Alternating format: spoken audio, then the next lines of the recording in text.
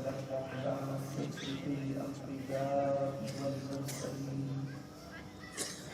وعلى آله وأصحابه الطيبين الطاهرين أما بعد فأعوذ بالله من الشيطان الرجيم بسم الله الرحمن الرحيم إن الله لا يغير ما بقوم حتى يغيروا ما بأنفسهم صدق الله العظيم غوث اعظم بمنی بے سر و سامان مدد قبلہ مدد کعبہ ایمان مدد بگرداب بلا افتاد کشتی و عرفان و تارات و پشتی بحق کے خواجہ عثمان ہارون مدد کن یا معین الدین چشتی مدد کن یا معین الدین چشتی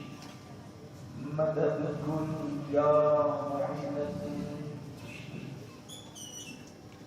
منبر پر چل کر استاد العلماء استاد گرامی وفا حضرت علامہ سید آصف اقبال صاحب مقدس لہ العلی و جملہ علماء کرام حاضرین سنی اجتماع السلام علیکم ورحمۃ اللہ وبرکاتہ۔ آئیے مراد لے کر انتہائی عقیدت و محبت کے ساتھ اپنی اور ساری کائنات کے مرکز عقیدت انیس بے کساں چارہ ساز درد منداں ہم غریبوں کے غم گسار مصطفیٰ جان رحمت شمع بزم ہدایت شب اسرا کے دولہا نوشے بزم جنت دانائے سبل مولائے کل ختم الرسل حضور احمد مجتبی محمد مصطفیٰ ارواحنا فدا صلی اللہ علیہ وسلم کی بارگاہ بے کس پناہ میں جس طریقے سے میں پڑھا ہوں آپ بھی میرے ساتھ مل کر بآواز بلند پڑھیں۔ الصلاۃ والسلام علیک یا رسول اللہ، الصلاۃ والسلام علیک یا نبی اللہ، الصلاۃ والسلام علیک یا حبیب اللہ وعلی آلک و اصحابک یا نور اللہ صلی اللہ تعالی علیک وسلم۔ راہ پرخار ہے کیا ہونا ہے، راہ پرخار ہے کیا ہونا ہے، پاؤں افگار ہے کیا ہونا ہے، تیرے بیمار کو میرے عیسیٰ، تیرے بیمار کو میرے عیسیٰ غش لگاتار ہے کیا ہونا ہے۔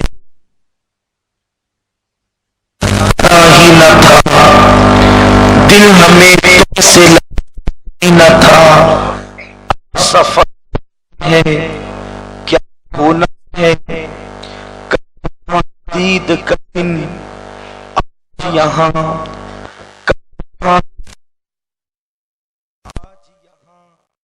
آنکھ بیکار ہے کیا ہونا ہے، اور کیوں رضا کڑتے ہو ہنستے اٹھو، کیوں رضا کڑتے ہو ہنستے اٹھو، جب وہ غفار ہے کیا ہونا ہے۔ میرے پیارے آقا صلی اللہ تعالی علیہ وسلم کے پیارے دیوانوں، جس آیہ کریمہ کی تلاوت کرنے کا میں نے شرف حاصل کیا ہے، رب قدیر اس کے متعلق مجھے حق کہنے اور آپ تمامی حضرات کو حق سن کر اس پر عمل کرنے اور اسے عام کرنے کی توفیق عطا فرمائے۔ اللہ تبارک و تعالی نے روئے زمین پر اس امت کو آخری امت بنا کر جلوگر فرمایا۔ ہم سے پہلے بہت ساری قومیں، بہت ساری امتیں اس روئے زمین پر جلوگر ہوئی اور اللہ تبارک و تعالیٰ کی نافرمانی کی بنیاد پر صفحۂ ہستی سے مٹا دی گئی اور اللہ کی فرما برداری کی بنیاد پر انعام و اکرام سے نوازی بھی گئی۔ میرے پیارے آقا صلی اللہ تعالی علیہ وسلم کے پیارے دیوانوں، کل لوگوں کے پاس جتنی نعمتیں تھیں اس سے زیادہ نعمتیں اس وقت امت محمدیہ کے پاس موجود ہے۔ مثال کے طور پر کل کا حال یہ تھا کہ بڑے بڑے تاجدار، بڑے بڑے بادشاہ اپنے مکانات پر اتراتے تھے، اپنے مکانات پر پھولے نہیں سماتے تھے، لیکن ان کے مکانات کا حال یہ تھا کہ اللہ اکبر، انہوں نے پتھر کے مکانات بنوائے، انہوں نے مٹی کے محلات بنوائے، لیکن آج بادشاہ تو اپنی جگہ ہے، ایک عام انسان بھی اونچے سے مکان کے اندر اپنی زندگی کو گزارتا ہے۔ میرے آقا صلی اللہ علیہ وسلم کے دیوانوں، اور امتیں جن کھانوں کا تصور نہیں کر سکتی تھی، آج وہ ساری غذائیں لذیذ سے لذیذ تر امت محمدیہ کو میسر ہے۔ تجارت کا جو انداز ان کے یہاں تھا، اس سے بہت بڑے پیمانے پر امت محمدیہ تجارت کر رہی ہے۔ اگر کل کا کوئی انسان تاجر، بہت بڑا مالدار، اگر مال تجارت کو لے کر کسی ملک میں جاتا تو اس کو ملک تک جانا پڑتا، ملک سے واپس آنا پڑتا، لیکن امت محمدیہ کو اللہ نے اتنے اکرام سے نوازا ہے کہ انسان اپنے گھر میں بیٹھ کر پوری دنیا کے اندر مال تجارت بھیج سکتا ہے اور پوری دنیا سے مال تجارت خرید بھی سکتا ہے۔ ایجوکیشن ترقی پر ہے، تحقیق ترقی پر ہے، مال و دولت کے معاملات ترقی پر ہے۔ کل کی دنیا کا حال یہ تھا کہ ہر انسان کے گھر میں چراغ نہیں جلا کرتا تھا۔ جو بہت مالدار لوگ ہوا کرتے تھے ان کے گھر میں چراغ جلا کرتا تھا، ہر انسان چراغ نہیں جلاتا، اور بادشاہوں کے یہاں کئی ایک چراغ ہوتے اور دوسرے لوگوں کے یہاں روشنی کا اتنا انتظام نہیں ہوا کرتا۔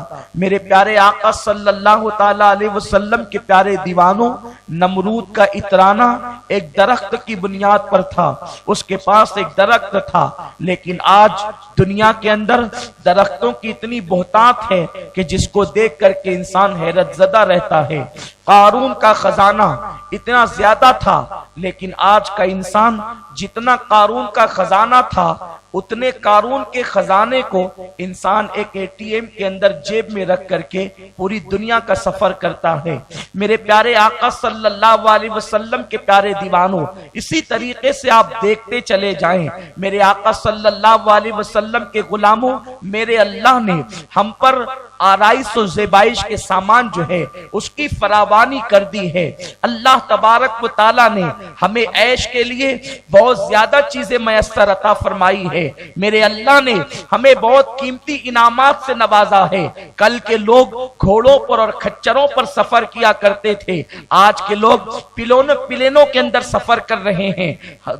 مہینوں کا سفر گھنٹوں کے اندر سمٹ آیا ہے۔ اللہ اکبر، لوگوں کا حال یہ تھا، بڑی سست رفتاری کے ساتھ لوگ اپنی زندگی کو گزارتے تھے۔ مجھے یاد آتا ہے وہ واقعہ، علامہ اسماعیل حقی رحمت اللہ علیہ فرماتے ہیں، حضرت نوح علیہ السلام ایک راستے سے تشریف لے جا رہے ہیں، ایک خاتون اپنے دروازے پر بیٹھ کر کے رو رہی ہے، اور حضرت نوح علیہ السلام نے اس کو روتے دیکھ کر کے پوچھا، بڑی بھی تیرے رونے کی وجہ کیا ہے؟ اس نے کہا، حضرت میرے 2 بیٹوں کا انتقال ہو گیا، میرے 2 بچے انتقال کر گئے، اس کی وجہ سے رو رہی ہوں، ان کی جدائی پر رو رہی ہوں۔ اللہ کے पैगंबर हजरत नूह ने पूछा, माई तेरे बेटों की उम्र क्या थी? उसने कहा एक की उम्र 500 साल थी, दूसरे की 550 साल।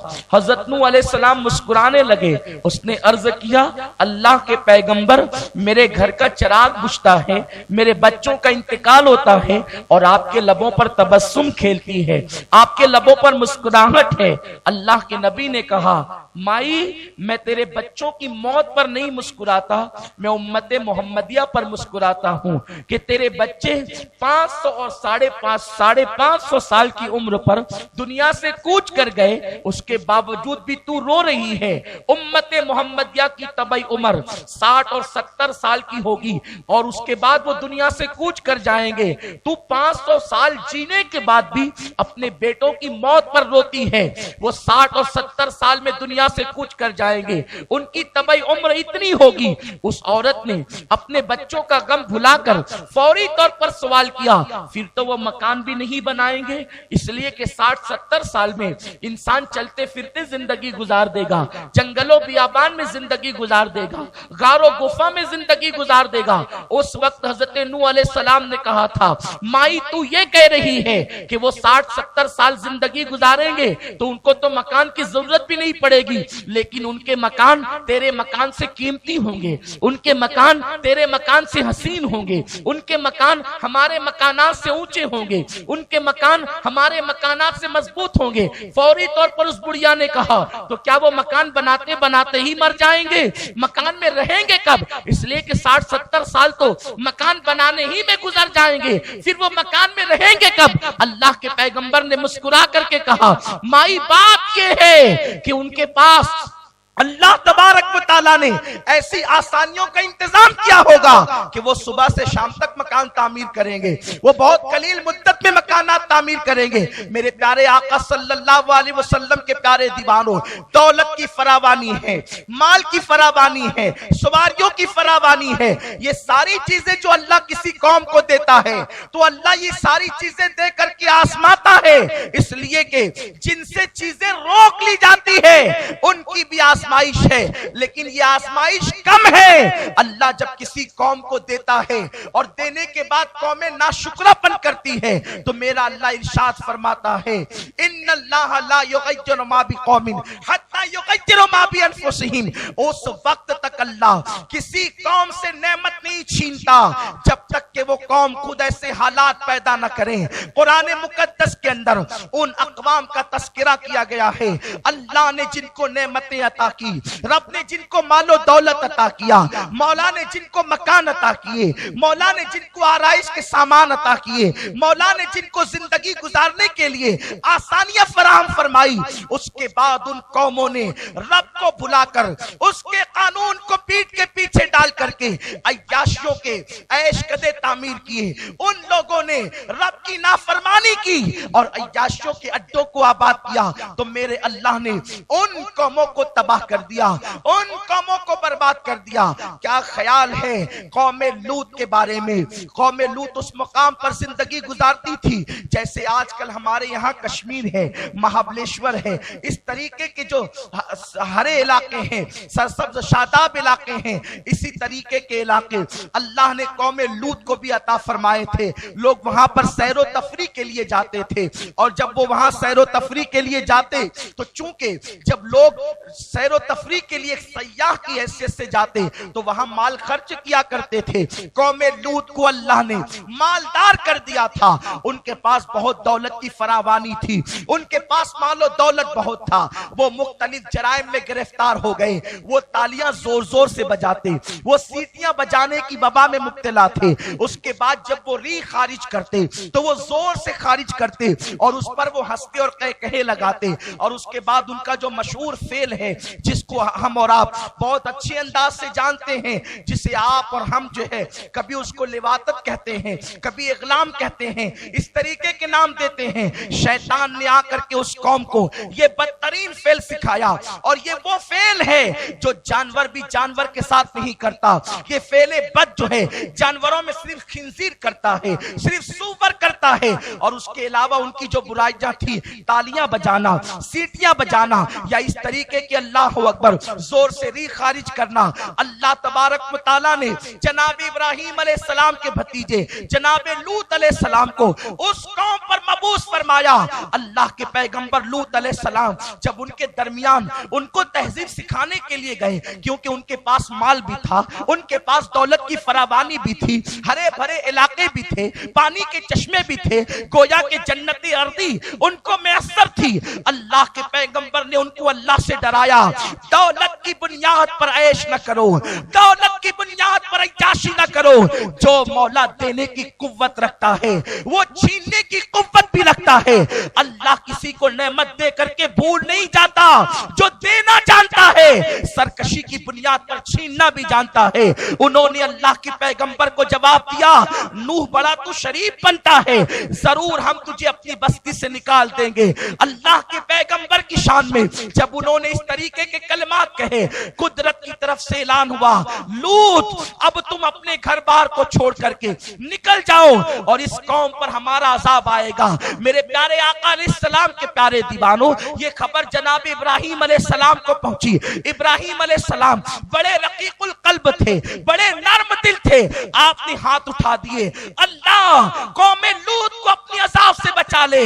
اعلان آ گیا، حکم آ گیا، اے ابراہیم اب ان کے لیے دعا نہ کرنا، قدرت ان کے لیے عذاب کا فیصلہ کر چکی ہے، قدرت ان کو تباہ کرنے کا فیصلہ کر چکی ہے، اب تم نے ان کے لیے دعا نہ کرنا۔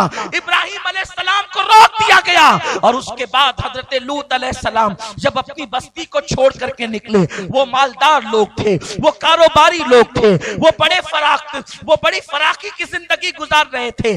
اللہ نے اس ہرے بھرے علاقے پر بارش کو روک دیا۔ جب بارش رک گئی ہے تو مختلف انداز سے ان پہ عذاب آئے ہیں۔ جو ان پر سب سے بڑا عذاب آیا ہے وہ یہی تھا، جب بارش رک گئی وہ بارش کے لیے اللہ اکبر بے چین ہو گئے، ان کے جسم جلنے لگے، ان کے جسم دھوپ سے جھلسنے لگے۔ انہوں نے اللہ کی بارگاہ میں پانی طلب کیا، انہوں نے پانی مانگا۔ اللہ اکبر جب انہوں نے پانی کے لیے دعا کی، جب انہوں نے بارش کے لیے دعا کی، تو ایک کالا سا سیاہ ٹکڑا جو ہے آ گیا، اور اس میں سے ہوائیں چلنے لگی۔ وہ اپنے مکانات سے نکل کر اس سیاہ ٹکڑے کے نیچے آ کر کے جمع ہو گئے، اس بادل کے نیچے آ کر کے جمع ہو گئے، اور وہ آپس میں باتیں کرتے تھے، ہم جو کر رہے ہیں قدرت اس سے ناراض نہیں ہے، لوط تو ہمیں یوں ہی ڈراتا تھا، دیکھو اگر قدرت ہم سے ناراض ہوتی تو ہمارے مانگنے پر یہ بادل کا ٹکڑا کیوں آتا۔ حتیٰ کہ جب بادل کے ٹکڑے سے ٹھنڈی ٹھنڈی ہوائیں آنے لگی اور ان کے جو جسم جھلس رہے تھے ان کو راحت ملنے لگی، وہ ایک دوسرے کو آواز دے دے کر پکارنے لگے، وہ اچھلنے کودنے لگے۔ اب ان کو انتظار تھا ٹھنڈی ہواؤں کے بعد بادل سے رحمت کی بارش گرے گی اور رحمت کی فوار برسے گی، لیکن جیسے ہی ان لوگوں نے سب کو جمع کیا، اس بادل کے ٹکڑے سے پتھروں کی برسات ہونے لگی۔ ہر پتھر پر مجرم کا نام لکھا ہوا تھا، اور وہ پتھر سر پہ گرتا اور سر کو چیرتے ہوئے، جسم کو چیرتے ہوئے پاخانے کے مقام سے باہر ہو جاتا۔ اس طریقے سے وہ ہلاک ہوئے۔ اتنا ہی وہ ہلاک نہ ہوئے، جب وہ مر گئے، جب وہ تباہ ہو گئے، تو جناب جبریل کو حکم ہوا، جبریل جاؤ اور جا کر کے اس زمین کو اپنے پروں پر اٹھاؤ۔ جناب جبریل نے ان کو اپنے پروں پر اٹھایا، زمین کے اس ٹکڑے کو، روایتوں میں آتا ہے کہ جناب جبریل علیہ السلام جب زمین کے اس خطے کو جہاں پہ قوم لوط رہتی تھی جب ان کو اٹھایا، تو ان کے کتوں کے بھونکنے کی آواز آسمان والے فرشتوں نے سنی، اتنے اوپر اٹھا کر لے گئے، اور پھر ان کو اسی طریقے سے پلٹ دیا گیا، اور ہمیشہ کے لیے وہ لوگوں کے لیے عبرت کا مقام بن گئے۔ فَاعْتَبِرُوا يَا أُولِي الْأَبْصَارِ، اے آنکھ والو عبرت حاصل کرو۔ دنیا کی کسی کبھی غریب قوم نے عیاشی کی طرف قدم نہیں اٹھائے، دنیا کی کسی تنگ دست قوم نے کبھی برائیوں کی طرف قدم نہیں اٹھایا۔ اکثر لوگوں کو جب فراوانی ہوئی، جب لوگوں کو مال ملا، جب لوگوں کو دولت ملی، جب لوگوں کے لیے آسانیاں ہوئی، تو لوگوں کے قدم گناہوں کی طرف بڑھے، اور جب لوگوں کے قدم گناہوں کی طرف بڑھے تو اس قوم کو ہلاک کر دیا گیا، اس قوم کو تباہ کر دیا گیا۔ اسی طرح قوم شعیب کو دیکھ لیں، اسی طرح حضرت صالح کی قوم کو دیکھ لیں، یہ بڑی داستان ہے، میں اس کی طرف جانا نہیں چاہتا، ایک مثال دے کر کے میں تمہیں بتانا چاہتا ہوں۔ اللہ پہلے فراوانی دیتا ہے اور پھر انسان کو آزماتا ہے کہ میرا بندہ میرے قانون پر عمل کرتا ہے یا نہیں، میرا بندہ میری راہ پر چلتا ہے یا نہیں، میرا بندہ میرے نبی کے قانون کو فالو کرتا ہے یا نہیں۔ لیکن جس وقت بندہ اللہ تبارک و تعالیٰ کی مشیت کو پیٹ کے پیچھے ڈال دیتا ہے، قانون خدا کے ساتھ بغاوت کرتا ہے، مشیت کے ساتھ بے وفائی کرتا ہے، تو قدرت پھر ان کو دعوت عبرت بنا دیتی ہے۔ میرے آقا صلی اللہ علیہ وسلم کے دیوانوں، امت محمدیہ پر دولت کی فراوانی، مال کی فراوانی اور زندگی کی کشادگی اللہ نے دی تھی۔ ہونا تو یہ چاہیے تھا ہم رب کی بارگاہ میں سربسجود ہو جاتے، اللہ کے قانون کے پابند بن جاتے، اپنی زندگی کو رب کی عبادت کے لیے وقف کر دیتے، لیکن اللہ اکبر ہم نے یہ نہیں کیا، بلکہ اس قوم کا حال یہ ہو گیا کہ یہ قوم کافروں کو دیکھ کر، مشرکوں کو دیکھ کر، یہود و نصارہ کو دیکھ کر اس قوم نے عیاشوں کے اڈوں کو تعمیر کرنا شروع کیا۔ اب اس قوم کو اس وقت تک چین کی نیند نہیں آتی جب تک کہ یہ قوم زنا کے مناظر نہ دیکھ لے، یہ قوم اس وقت تک کہ اپنے آپ کو اسمارٹ تصور نہیں کرتی جب تک کہ زنا کے اڈوں پر حاضری نہ دے دے۔ میرے پیارے آقا علیہ السلام کے پیارے دیوانوں، اپنی گفتگو کو آگے بڑھانے سے پہلے آپ کو بتا دینا چاہتا ہوں، طاقت کی بنیاد پر گناہ مت کرو، دولت کے غرور میں گناہ مت کرو، زندگی کے غرور میں گناہ مت کرو۔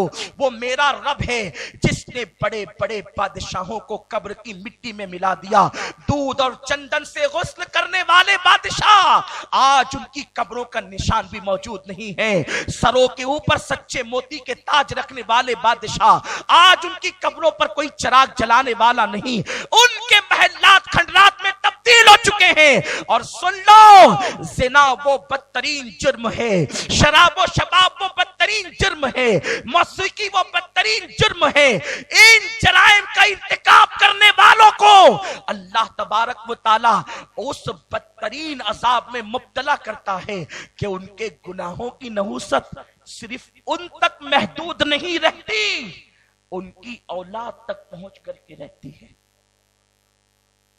بعض گناہ ایسے ہیں جو کرنے کے بعد معاف کر دیے جاتے ہیں، بغیر توبہ کے معاف کیے جاتے ہیں، وہ کریم ہے۔ بعض گناہ ایسے اس وقت تک معاف نہیں ہوتے جب تک توبہ نہ کی جائے، اور بعض گناہ ایسے ہیں جس کی نحوست صرف گناہ کرنے والے کو ملتی ہے، دوسروں کو نہیں، اور بعض گناہ ایسے ہیں جس کی نحوست نسلوں تک باقی رہتی، اور بعض نیکیاں ایسے کہ جس کی برکتیں نسلوں تک باقی رہتی۔ کیا تم نے نہیں سنا کہ 2 یتیم بچوں کا خزانہ کھلنے والا تھا، ننگا ہونے والا تھا اور لوگوں کے ہاتھ لگنے والا تھا، تو اللہ نے اپنے 2 پیغمبروں کو بھیج کر ان یتیموں کے خزانوں کو چھپانے کا حکم دیا اور وہاں دیوار تعمیر کروائی۔ کیا اللہ کا پیغمبر دیوار تعمیر کرنے کے لیے آتا ہے؟ کیا اللہ کا نبی کسی کی دیوار بناتا ہے؟ گارا مٹی اینٹیں رکھنا کیا کسی نبی کا کام ہے؟ ہرگز نہیں۔ لیکن میرے اللہ نے اپنے 2 جلیل القدر پیغمبروں کو حکم دیا کہ ان کی دیوار تعمیر کرو۔ سید المفسرین حضرت ابن عباس فرماتے ہیں ان یتیم بچوں کو آخر یہ فضیلت کیوں ملی کہ ان کی دیوار تعمیر کرنے کا حکم اللہ نے 2 پیغمبروں کو عطا فرمایا؟ وجہ یہ تھی کہ اوپر کی 11ویں پشت میں جو ان کا دادا تھا وہ نیک انسان تھا، 11ویں پشت میں اوپر کا دادا نیک انسان تھا، تو اس نیک دادا کی برکتیں 11ویں پشت کے پوتوں کو بھی ملتی ہوئی نظر آتی۔ اگر اوپر کا دادا نیک ہو تو اس کی برکتیں 11ویں پشت کے پوتوں کو بھی ملتی ہے، اس شان سے کہ اللہ کے پیغمبر ان کے خزانے کے محافظ بنتے ہیں، ان کی دیوار تعمیر کرتے ہیں۔ اور اگر اوپر کی پشتوں میں مجرم ہو تو ان کے گناہوں کی نحوست نیچے کی اولاد کو بھی ملتی۔ اسی ہندوستان کی سرزمین پر کم و بیش 7 صدیوں تک مسلمانوں نے حکومت کی، تیمور سے لے کر بہادر شاہ ظفر تک اچھے برے بادشاہ آئے، اکثریت بروں کی تھی، अच्छे बहुत कम थे। उन्होंने एक एक मर्द ने अपने हरम में 500-500 लड़कियों को रखा। अपने जिन्स की तस्कीन के लिए मुशरिक काफिरा औरतों के साथ उन्होंने शादियां रचाई। किसी ने सूरज को खुदा कहा, किसी पलीद ने अपने आप को अल्लाह का खलीफतुल अकबर कहा, किसी ने कहा कि अजान में मेरा नाम आता है। इस तरीके के बादशाह भी हुए, लेकिन उनके जिना, उनके इश्क, उनकी अय्याशियों की दास्तानें यूं है कि एक मुगल शहजादा एक लड़की को अपनी बगल में लेकर किसी पार्क में बैठा था। रास्ता खुला हुआ था, लोग आ जा रहे थे। उस जवान लड़की ने कहा, मेरी जान, मैंने अभी तक किसी इंसान को मरते हुए नहीं देखा और मेरी ख्वाहिश है कि मैं किसी इंसान को मरते हुए देखूं।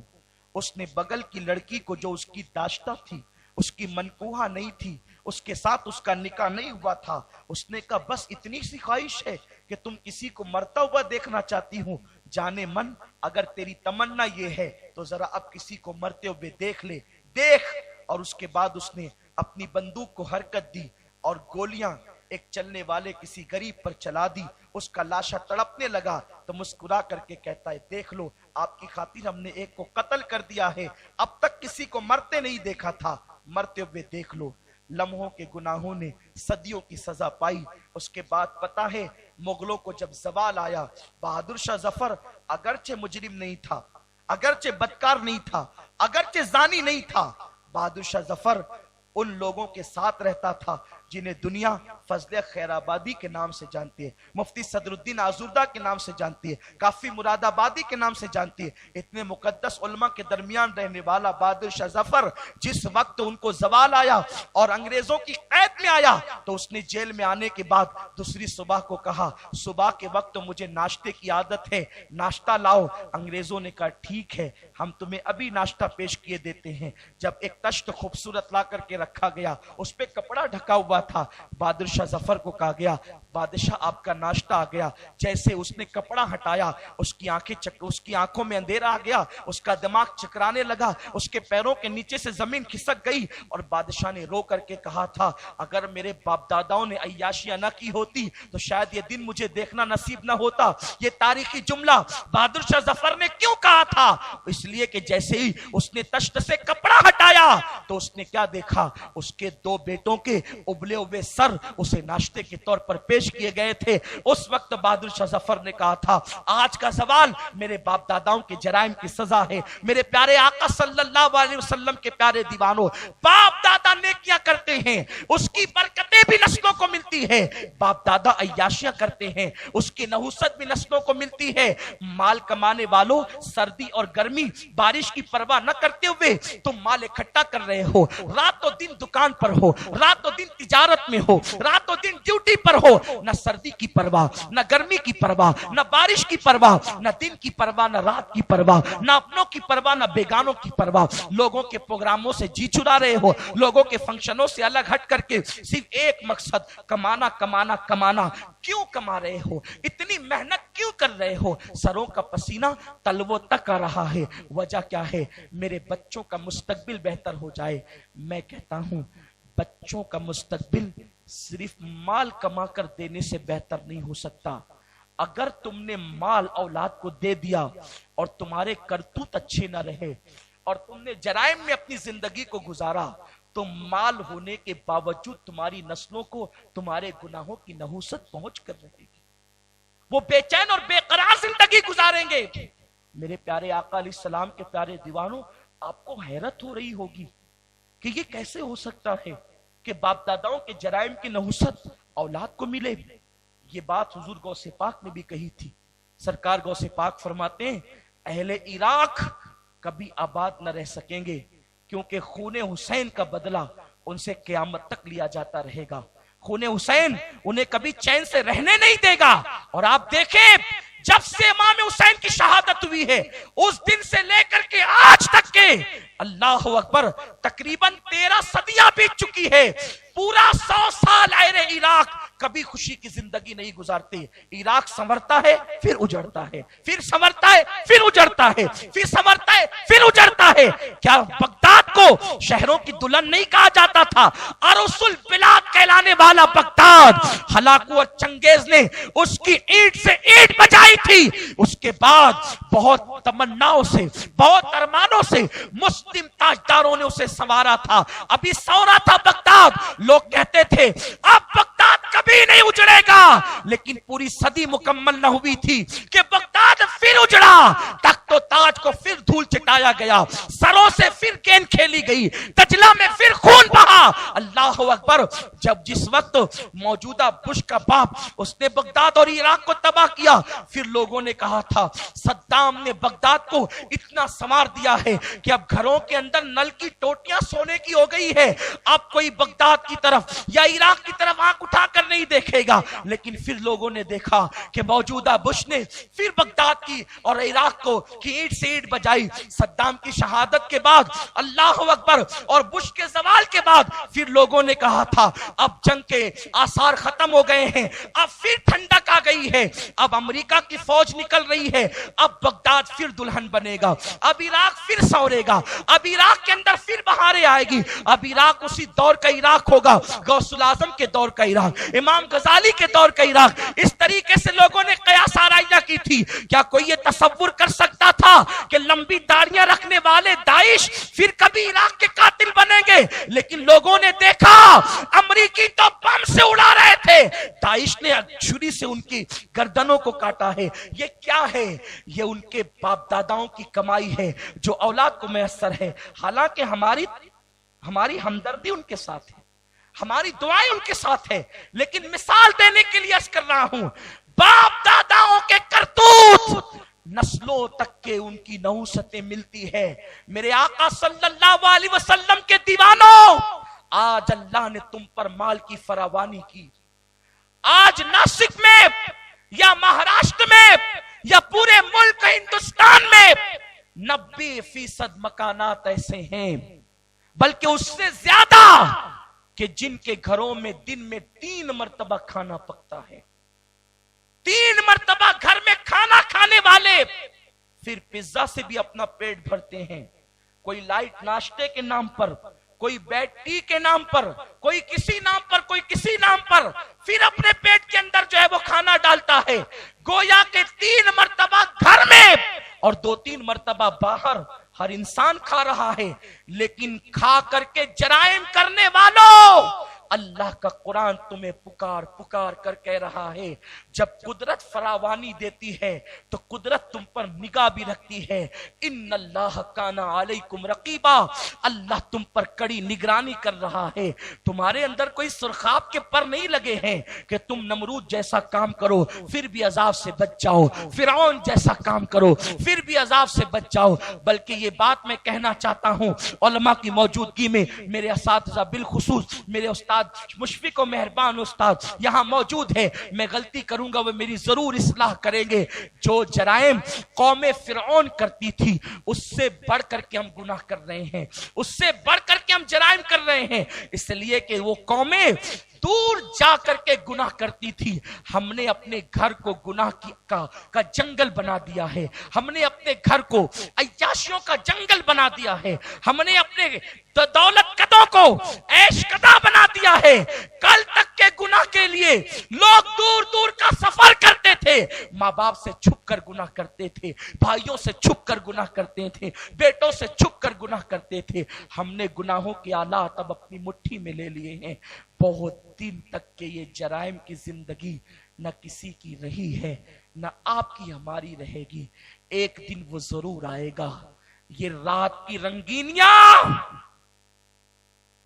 تمہیں تمہاری قبر کی اجڑی ہوئی راتوں کو سے دو چار کر دے گی.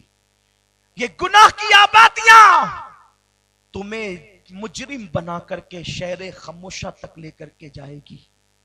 یہی کچھ کم نہ تھا کہ ہم نے مسجد ویران کی, یہی کچھ کم نہ تھا ہم نے سودی کاروبار شروع کیے, یہی کچھ کم نہ تھا کہ ہم نے ماں باپ کی نافرمانی کی, یہی کچھ کم نہ تھا کہ ہم نے بیویوں پہ ظلم کیا. یہ جرائم ہی کم نہ تھے, لیکن یہودیوں کو دیکھ کر, مشرکین کو دیکھ کر اب تو ہم نے نئے نئے مشرکین کے تہواروں کو بھی اپنا تہوار بنا لیا. کوئی 31 نائٹ بنا رہا ہے, کوئی نیو ایئر منا رہا ہے.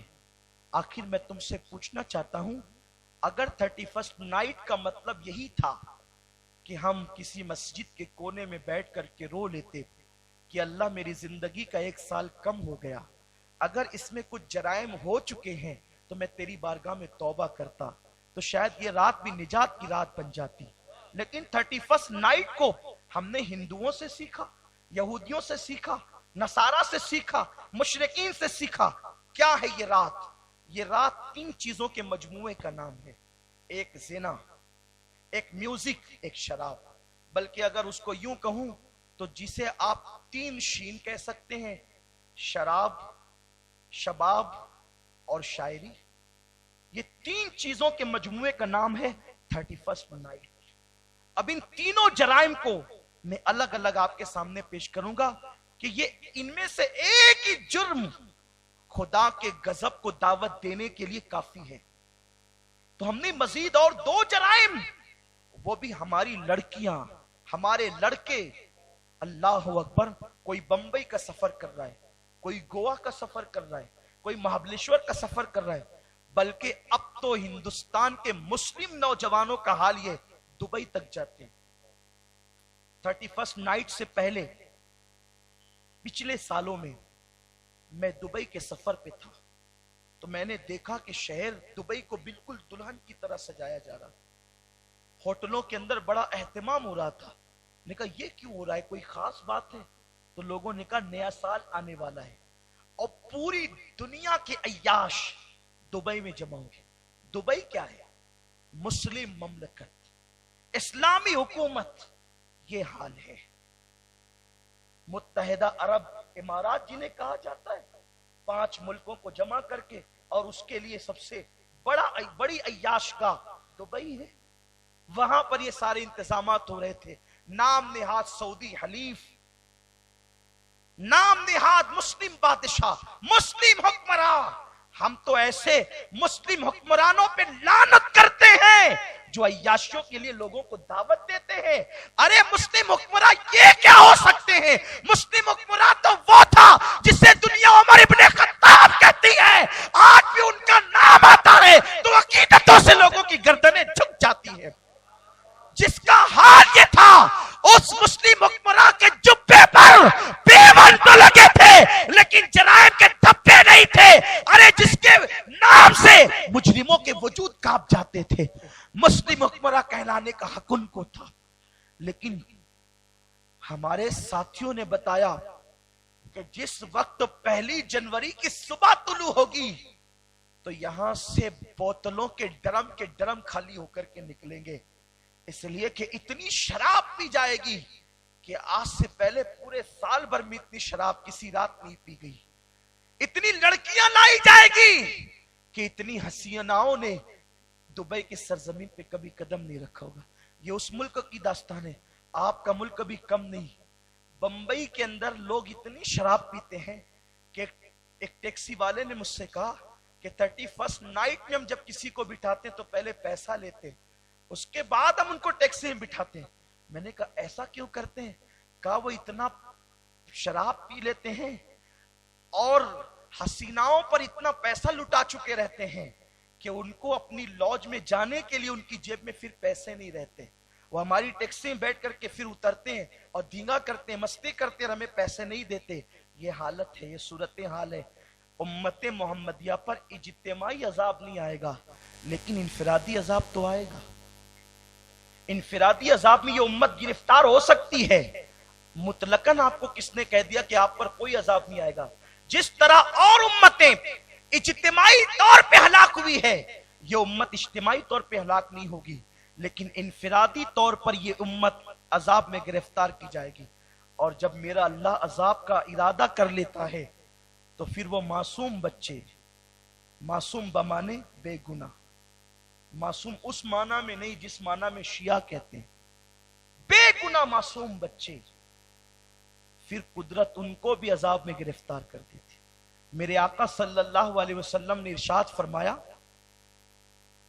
इमाम जरीर तबरी रहमतुल्लाहि ताला अलैह उसको नकल करते हैं, आका फरमाते हैं कि नूह की कौम पर जब अजाब आया, उस वक्त अल्लाह के अजाब से अगर कोई बच सकता था तो 6 महीने का दूध पीता बच्चा बच सकता था, लेकिन अल्लाह ने उसको भी बचने नहीं दिया।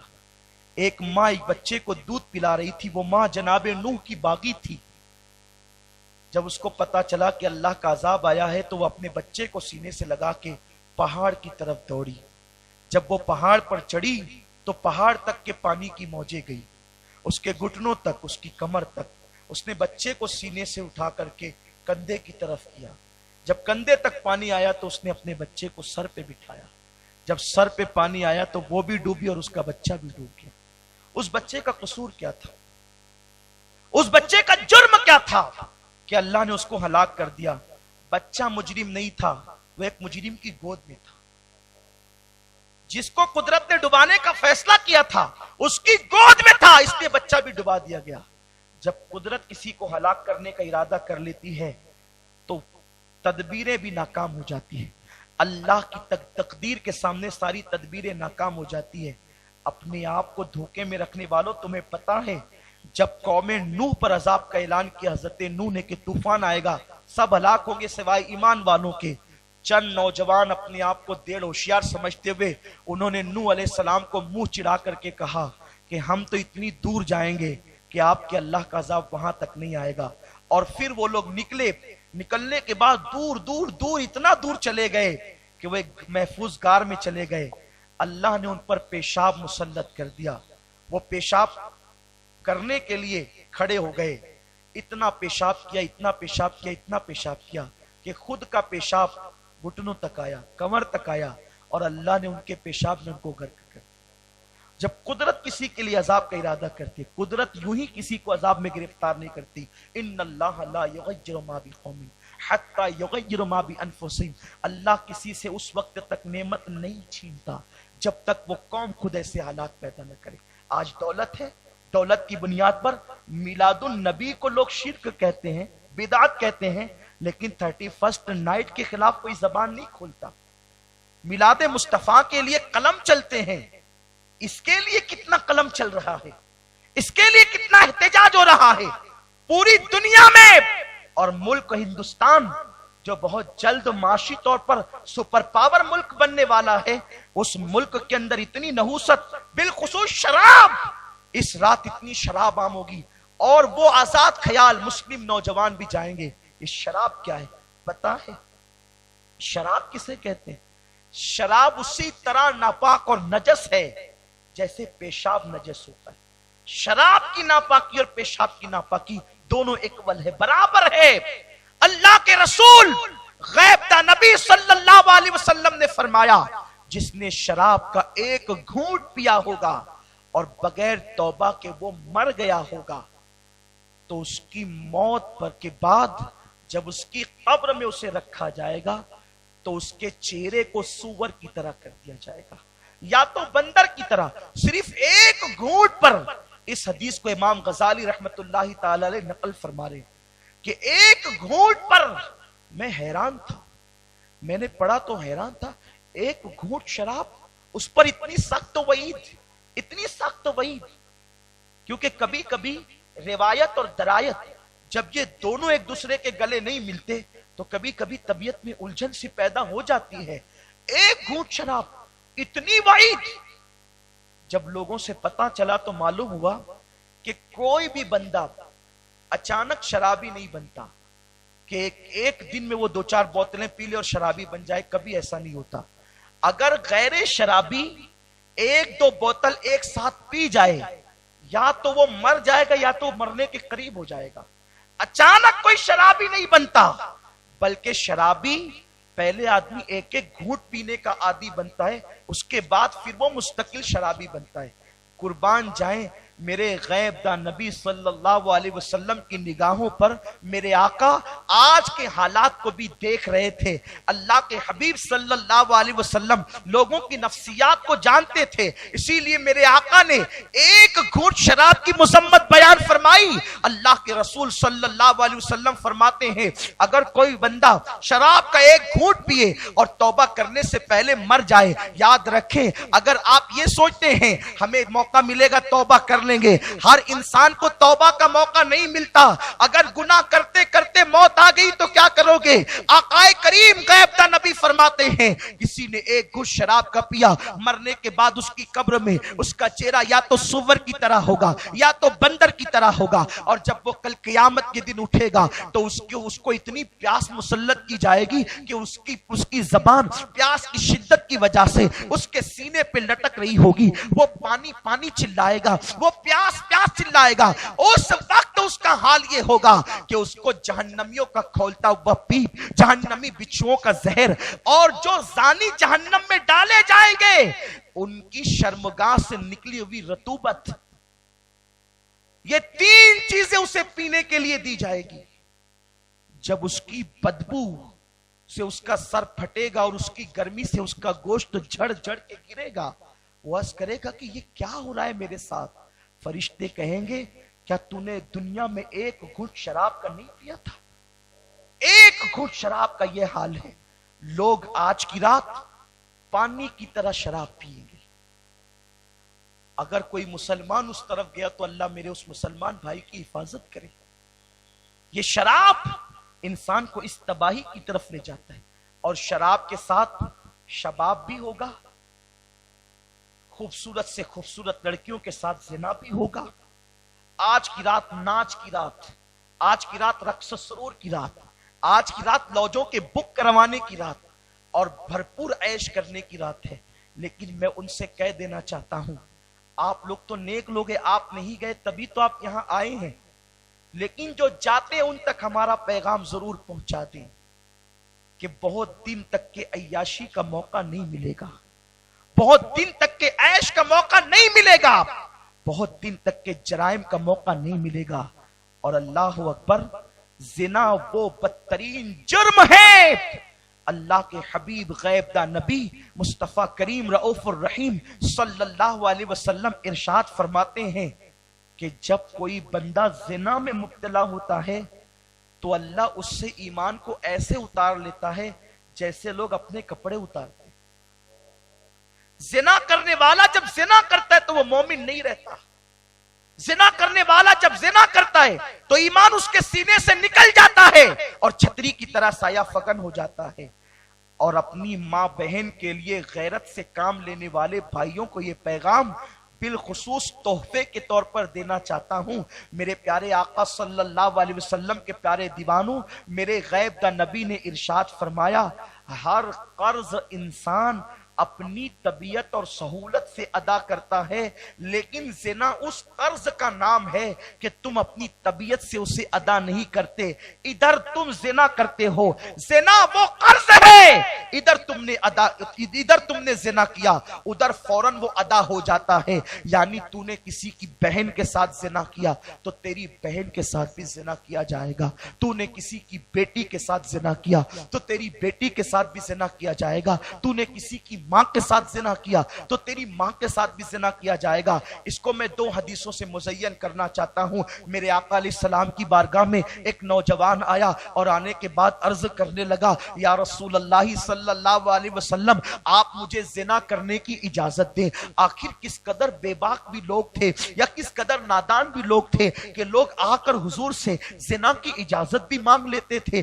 بلکہ میں تو یہ کہتا ہوں نہ وہ نادان تھے نہ وہ بے باک تھے, بلکہ حضور کا کرم, حضور علیہ السلام کی عنایتیں. کبھی کبھی لوگوں کو معاذ اللہ, اللہ اکبر, کبھی کبھی لوگ حضور کے کرم اور حضور کی مہربانیوں کو اللہ اکبر دیکھ کر کے اس طریقے کی باتیں بھی کہہ جاتے تھے جیسے میرے آقا کی بارگاہ میں کہا حضور مجھے زنا کرنے کی اجازت دے. فاروق اعظم نے تلوار نکالی, فرمایا اس بدبخت کی اتنی جرات کہ یہ میرے آقا کے سامنے یہ باتیں کرتا ہے. میرے آقا نے فرمایا عمر ٹھہرو. اس کے بعد حضور نے اس جوان کو بٹھایا اور بٹھانے کے بعد جو 3 کلمات कलमात कहे, तीन चार कलमात कहे, वो उसको बहुत गौर से सुने। आका फरमाते, ऐ जवान, क्या तू ये पसंद करता है कि तेरी माँ के साथ जिना किया जाए? क्या तू ये पसंद करता है तेरी बहन के साथ जिना किया जाए? क्या तू ये पसंद करता है कि तेरी बेटी और तेरी बीवी के साथ जिना किया जाए? वो चारों दफा कहता रहा, नहीं या रसूल अल्लाह, नहीं या रसूल अल्लाह, मैं हरगिज़ इसको पसंद नहीं करता।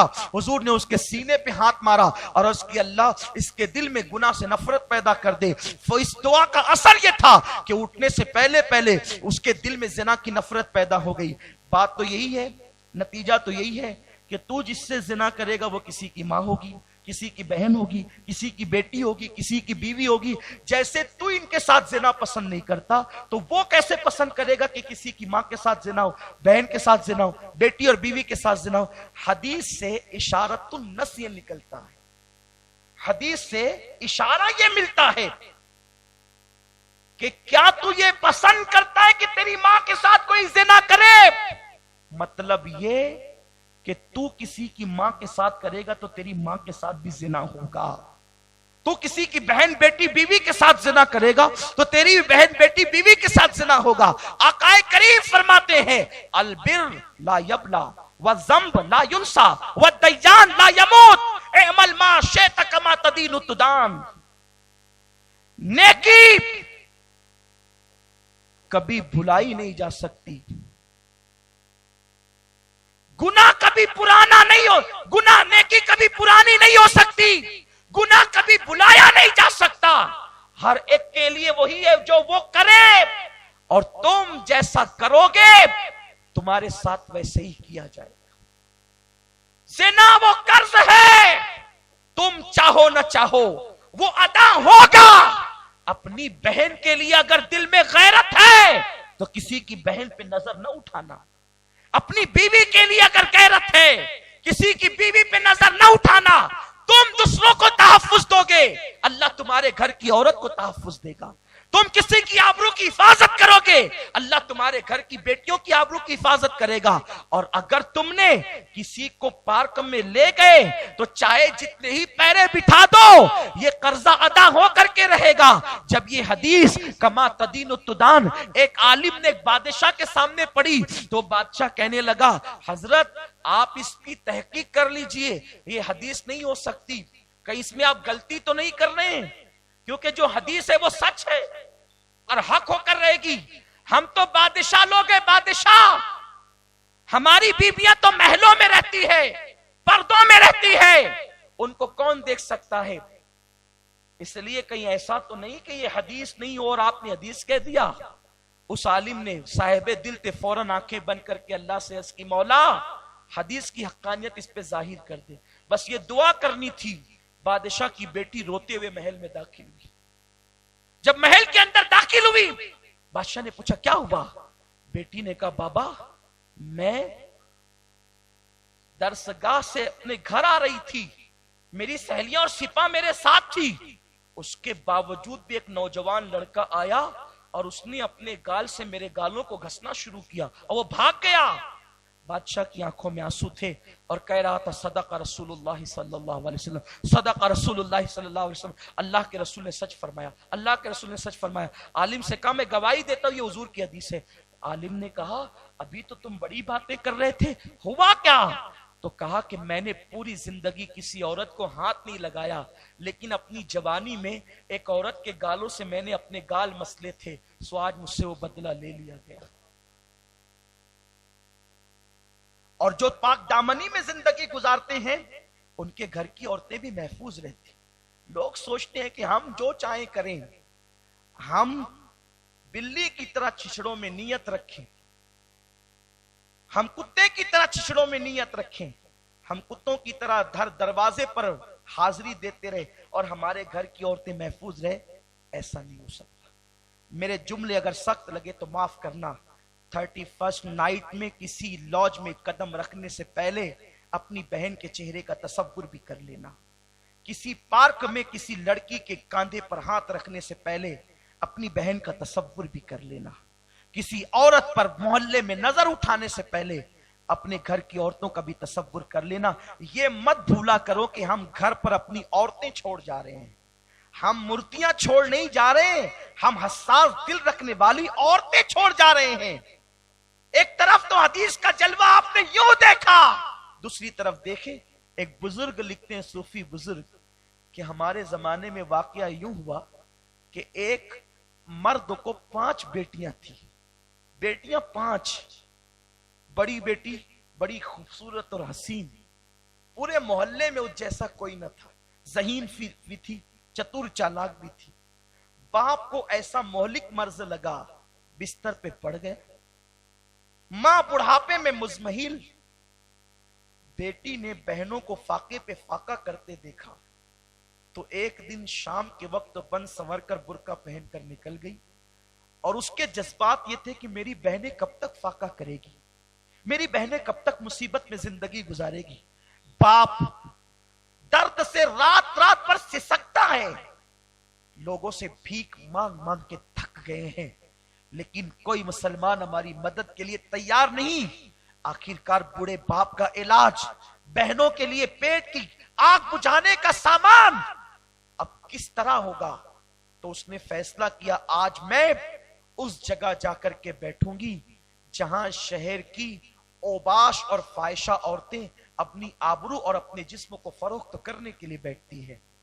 وہ شام کو نکلی حالات کی ماری، اور نکلنے کے بعد اس نے وہاں جا کر کے برقع اتار دیا اور بے پردہ ہو کر کے بیٹھ گئی۔ شام سے لے کر رات دیر گئے تک بیٹھی رہی، لیکن اس کے بعد جب رات دیر گئے وہ گھر پہ آئی تو باپ کے قدموں کے قریب بیٹھ کر اور ماں کے قدموں کے قریب بیٹھ کر کے رونے لگی۔ ماں باپ نے پوچھا میری شریف بیٹی ہوا کیا؟ بیٹی نے کہا کرنے گئی تھی لیکن کچھ نہیں ہوا، پہلے آپ لوگ مجھے معاف کریں اس کے بعد داستان سناؤں گی۔ ماں باپ نے کہا بٹیا ہم نے تجھے معاف کیا، بتا بات کیا ہے؟ بیٹی نے کہا ابا اما بات یہ ہے 4 بہنوں کی فاقہ کشی مجھ سے دیکھی نہ گئی، باپ کا راتوں کو سسکنا مجھ سے دیکھا نہ گیا، باپ کے علاج کے پیسوں کے لیے اور بہنوں کی بھوک کو مٹانے کے لیے میں نے فیصلہ کیا تھا شہر کی عورتیں جہاں آبرو فروخت کرتی ہے اور جسم بیچتی ہے میں بھی وہاں جاؤں گی، جب کوئی شوقین آئے گا تو بہت زیادہ میں مطالبہ رکھوں گی اور اس کے بعد ڈھیر سارے پیسے لے کر اپنے باپ کے علاج کا سامان کروں گی، بہنوں کی بھوک کا ازالہ کروں گی۔ لیکن میری ماں اور میرے باپ سن لو، جب میں وہاں جا کر کے بیٹھی تو پورے کوٹے پر مجھ سے زیادہ خوبصورت کوئی عورت اور کوئی لڑکی نہ تھی، لیکن ایک عجیب منظر میں نے دیکھا، جو بھی آتا مجھ جیسی خوبصورت لڑکی کے قریب آ کر خدا جانے اس کو کیا ہو جاتا کہ اس کی نظریں شرم سے جھک جاتی۔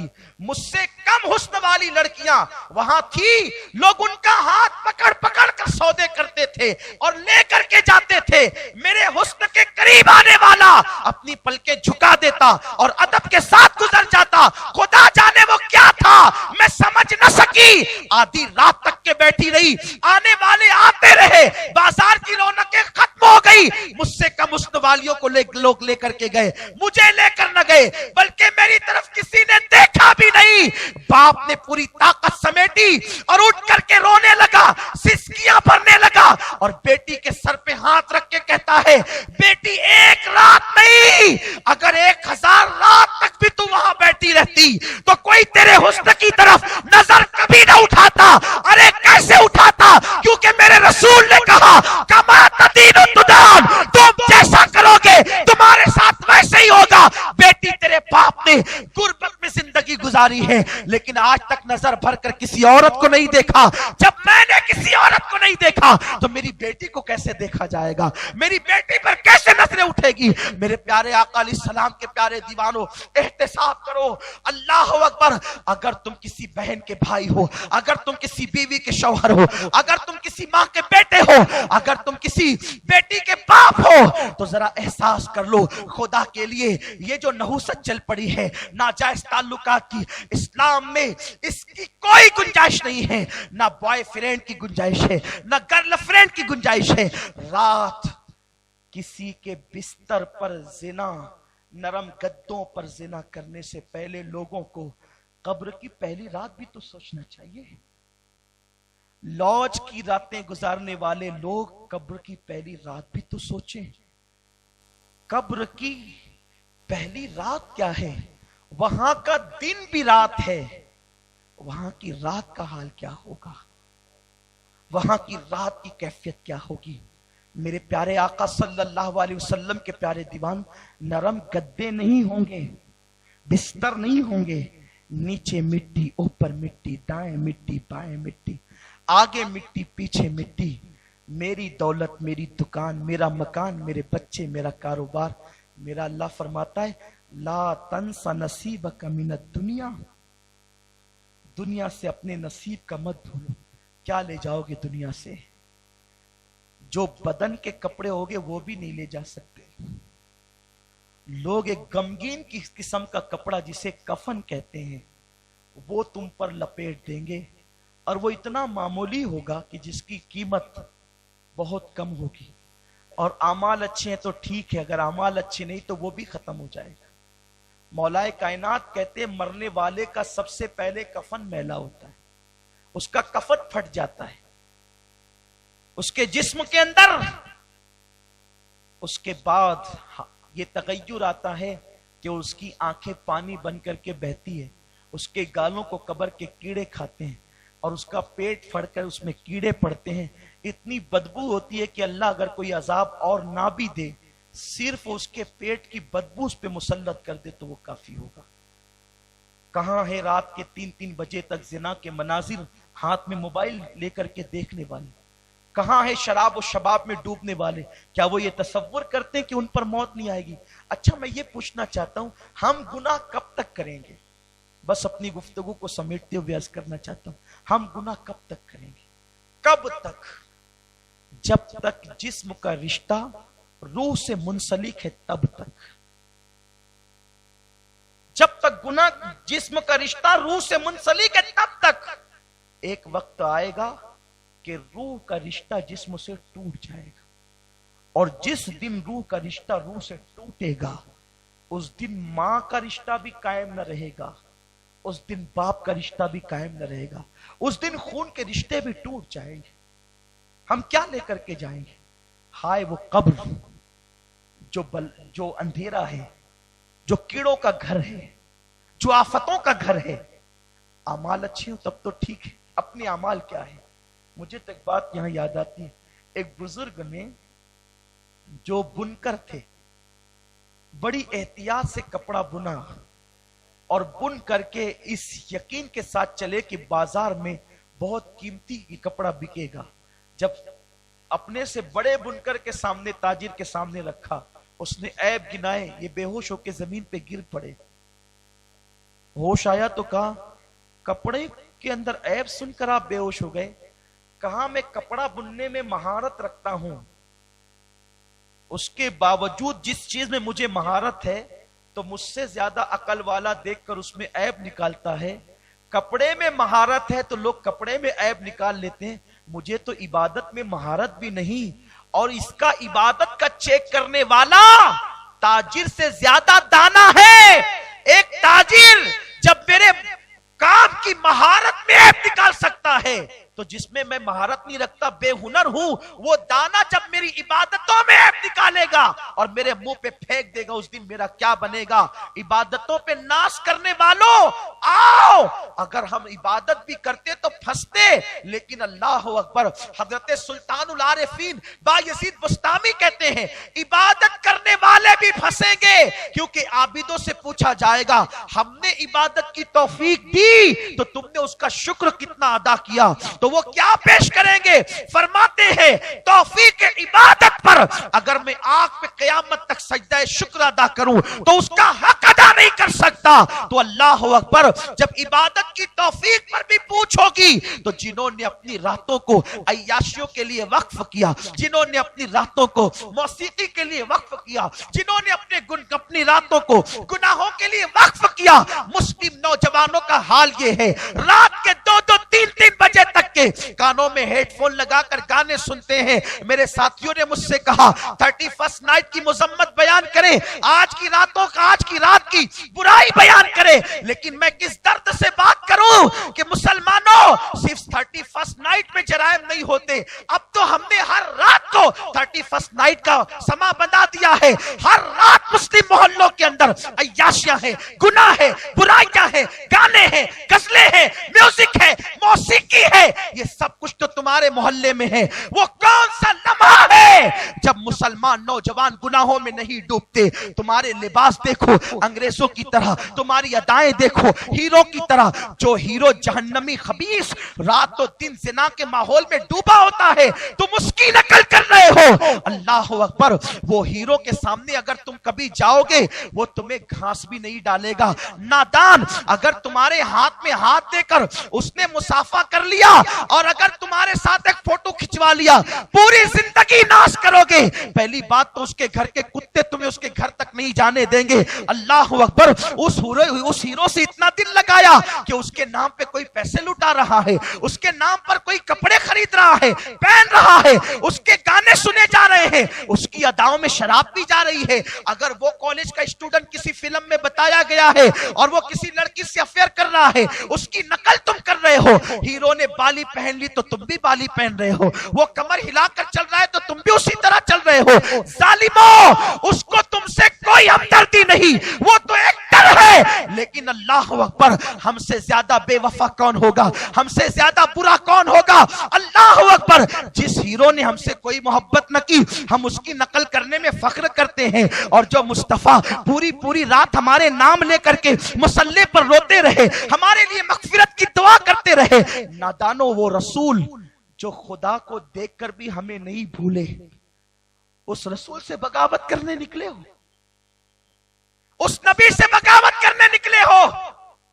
तुम्हें पता है, अल्लामा मोइनुद्दीन अल-कशाफी लिखते हैं, जरा दिल के कानों से इस बात को सुन लेना। अपनी गुफ्तगू समेटने की तरफ जा रहा हूं, शायद कि तेरे दिल में उतर जाए मेरी बात। मैं कोई खतीब नहीं हूं, मैं कोई मुकर्रिर नहीं हूं, बस कुछ आहें और दर्द दिल लेकर के आपके पास आया।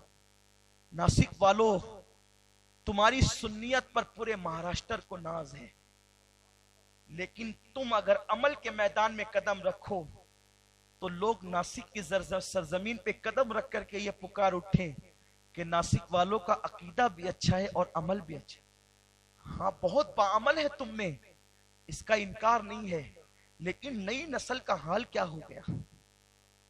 अपनी बदअमली को देखकर लोग बदअकीदगी की तरफ जा रहे हैं। हीरो ने बाली पहना तो हम भी पहने, हीरो ने जो कपड़े पहना हम भी पहने।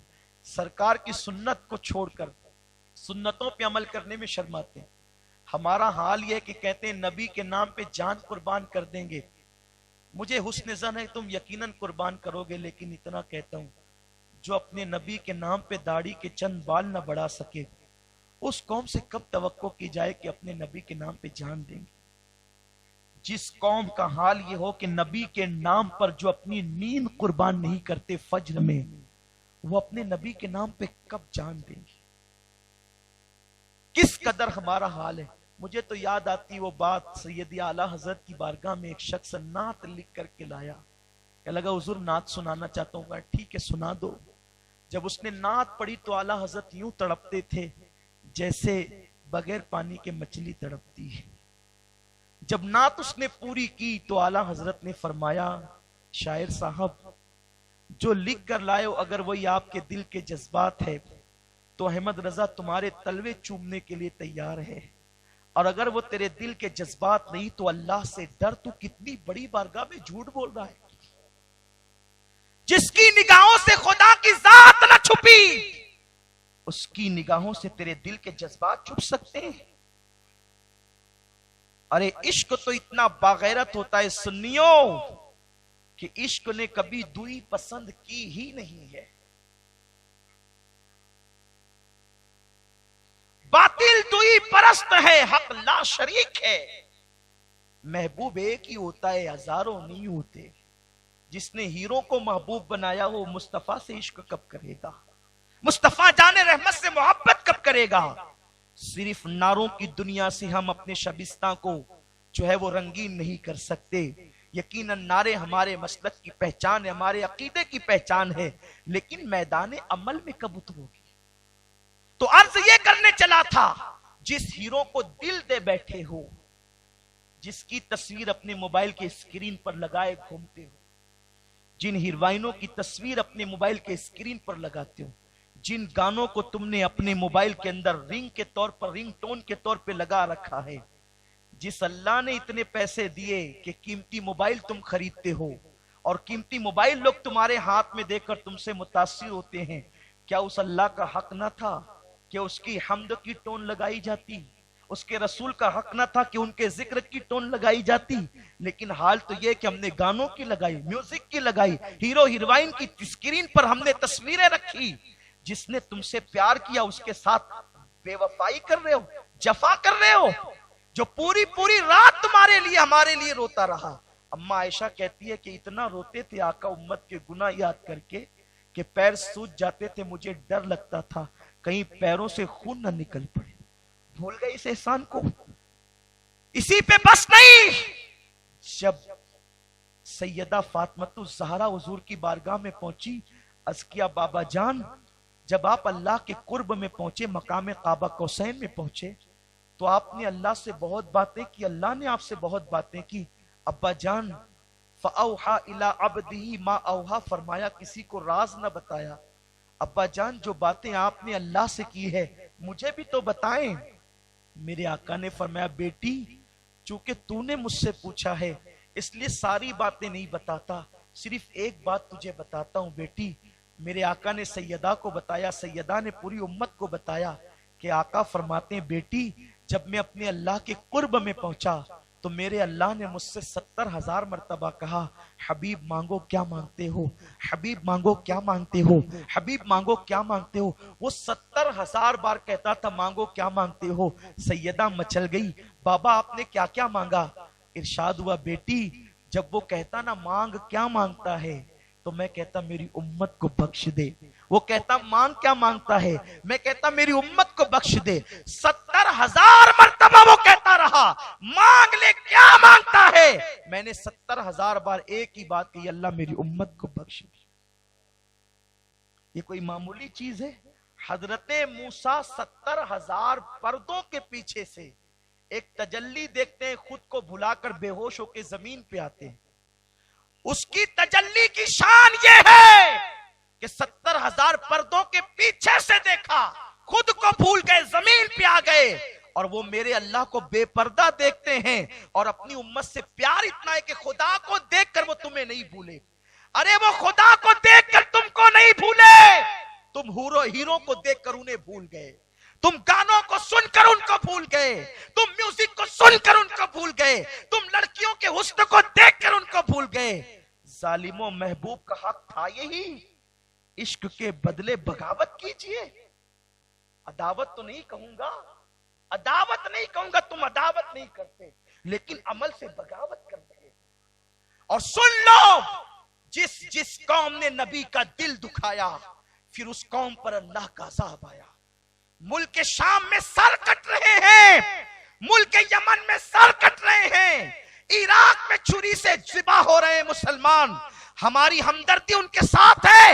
اے سنی مسلمانوں ہندوستان کے، اگر اسی طرح قبر انور میں تم اپنے نبی کا دل دکھاتے رہے تو قدرت تمہیں زیادہ دن تک مہلت نہیں دے گی، نہ سنبھلو گے تو مٹ جاؤ گے۔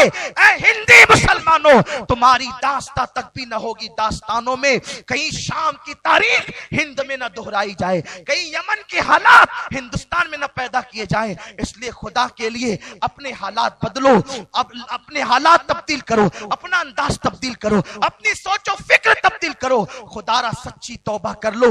ہر آدمی اپنی راتوں کو بہتر جانتا ہے، ہر انسان اپنے دن کو بہتر جانتا ہے۔